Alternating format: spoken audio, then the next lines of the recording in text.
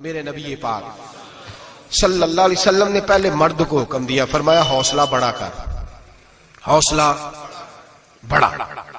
فرمایا عورت ٹیڑھی پسلی سے پیدا ہوئی ہے تو یہ ٹیڑھی ہے، سیدھی کرنے کی کوشش کرو گے تو ٹوٹ جائے گی، لیکن سیدھی ٹیڑھی کے ساتھ گزارا کرو۔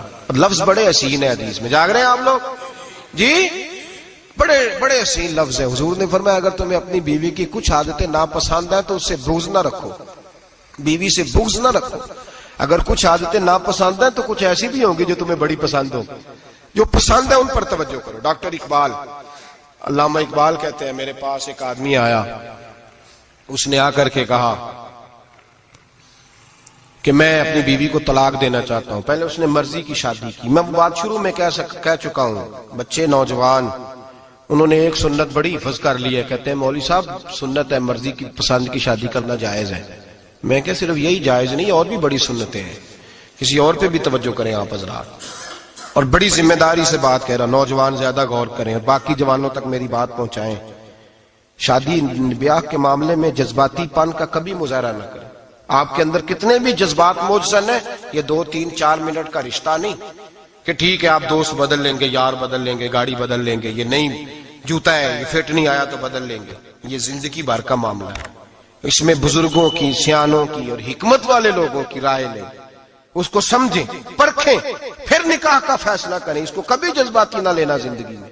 نوجوان جذباتی ہو کے معاشرے کا، میڈیا کا شکار ہو کے شادی کرتے ہیں، پھر اسی تیزی کے ساتھ وہ ان رشتوں کو توڑ دیتے۔ میرے نبی پاک صلی اللہ علیہ وسلم نے فرمایا بغض نہ رکھو، کچھ عادتیں اگر ناپسند ہیں تو کچھ ایسی بھی ہوں گی جو تمہیں پسند ہوگی۔ ڈاکٹر اقبال کہتے ہیں ایک شخص میرے پاس آیا، میں لندن میں وکالت کرتا تھا، اس نے آ کے کہا کہ بیوی کو طلاق دینی ہے۔ میں نے کہا میں تجھے جانتا ہوں، تو نے تو پسند کی شادی کی ہے۔ کہا ہاں، اب میں طلاق دوں گا؟ کہتے میں نے اس کو کہا کہ بھائی تو سمجھ جا، کوئی بات نہیں، انسانوں کے اندر اختلاف رائے ہو جاتا ہے، تو نہ ایسا کر۔ نہیں جی مجھے دینی ہے۔ کہتے ہیں اس کے گھر والوں نے بھی سمجھایا، حتیٰ کہ بچی نے بھی معافی مانگی کہ مجھ سے بھول گئی تھی، میں غلطی ہو گئی، معاف کر دے۔ اس نے کہا نہیں، اب فیصلہ کر لیا تو کر لیا۔ کہتے ہیں اب میں تو وکیل تھا، میرا پیشہ تھا، جب اس نے مجھے کہا تو میں نے کیس دائر کر دیا، بحث ہوئی، فیصلہ جوان کے حق میں آنے لگا، طلاق کا وقت قریب آ گیا۔ جس دن فیصلہ ہونا تھا اس دن رات کو میرے پاس آیا، کہنے لگا سویرے کیس واپس لے لیں، میں نے نہیں طلاق دینی۔ میں نے کہا کیا ہوا؟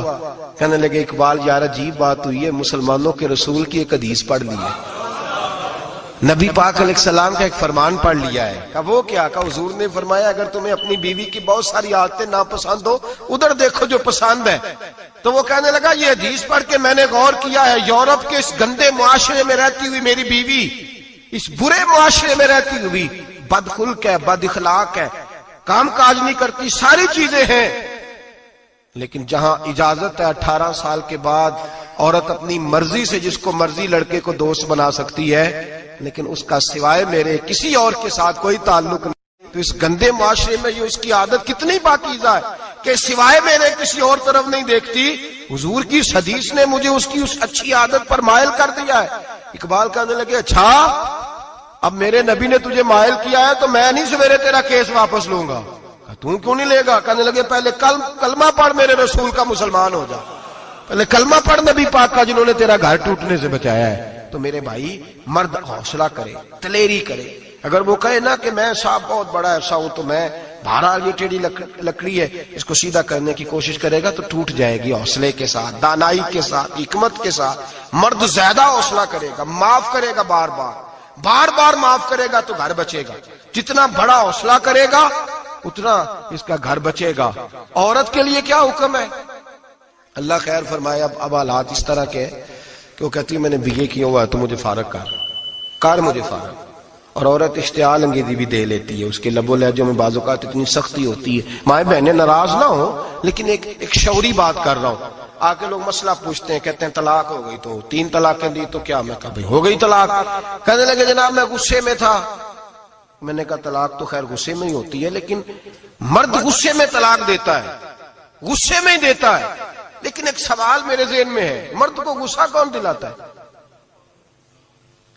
ایسے تو نہیں تھا نا کہ ریڑھی والے سے ٹکر ہوگی تو گھر آ کے بیوی کو طلاق دے دی، یہ تھوڑی ہوتا ہے کہ باہر اس کی جو ہے وہ موٹر سائیکل کسی کے ساتھ ٹکرا گئی تو اس نے کہا مجھے غصہ چڑھ گیا تو میں گھر آ کے طلاق غصے میں ہوتی ہے، پر غصہ کون دلاتا ہے؟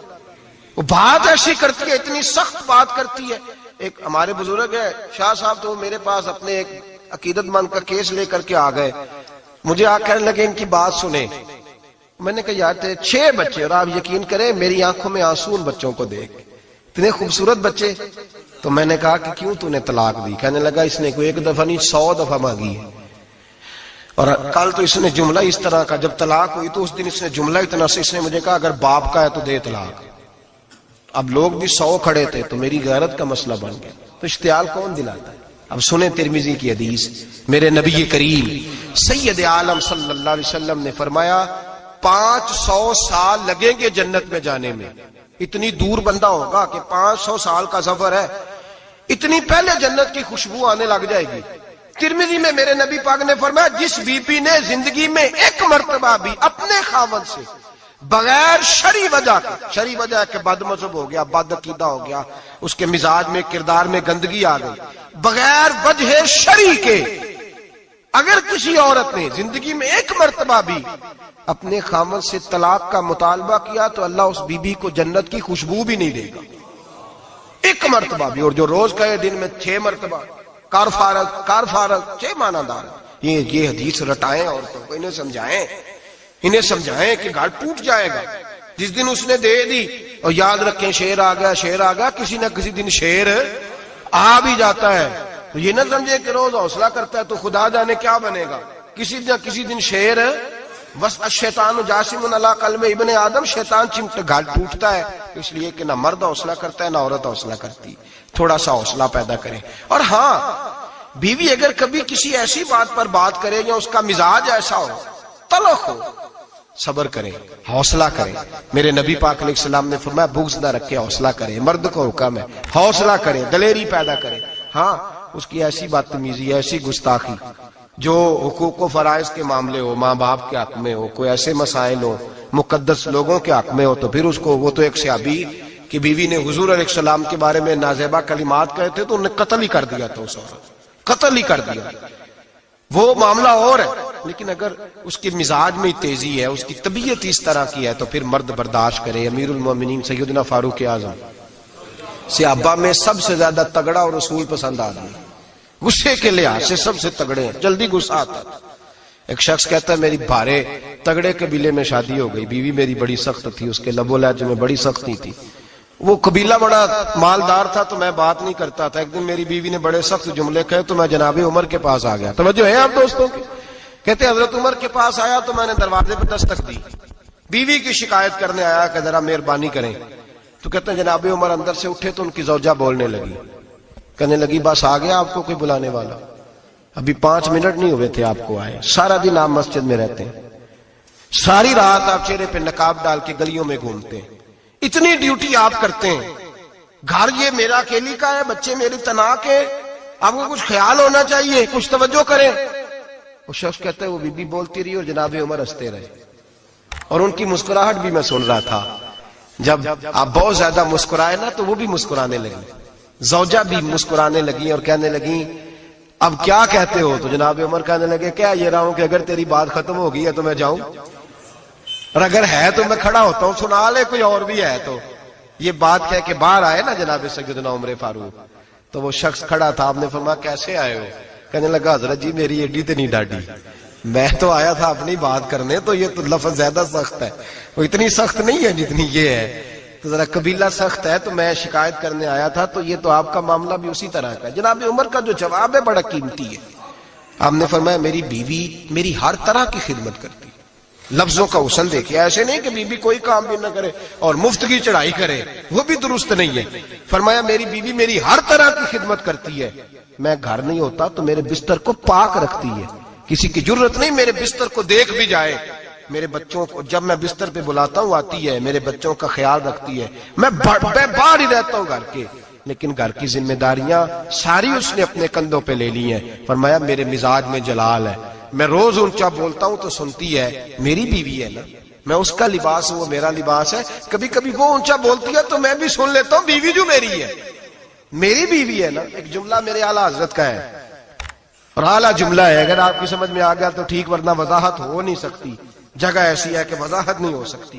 اعلیٰ حضرت فرماتے ہیں جب میاں بیوی ہوتے ہیں، اس رشتے میں کوئی ان کے پاس وہ کسی کے سامنے نہیں ہوتے، عجیب معاملہ ہے کہ جب جھگڑا کرتے ہیں تو ساری دنیا کو بتاتے ہیں، لڑائی کرتے ہیں تو ساری دنیا کو شامل کر لیتے ہیں، جب تو میاں بیوی تھا تو کوئی شامل نہیں تھا۔